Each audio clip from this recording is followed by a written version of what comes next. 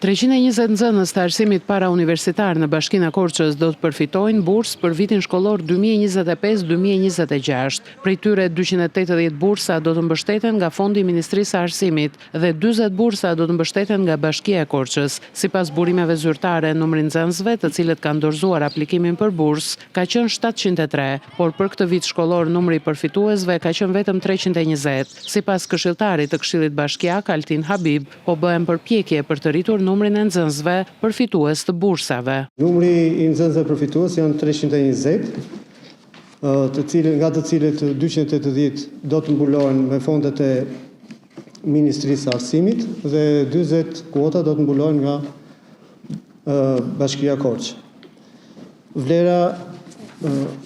Vlera që i takon secilës, Ministrisë së Arsimit i takon 18.424.888 lekë dhe kontributi bashkisë është 2.634.984 lekë. U diskutua edhe për mundësinë e përfituesve të tjerë, meqense numri kuotave është relativisht i ulët dhe në krahasim me vitet e shkuar.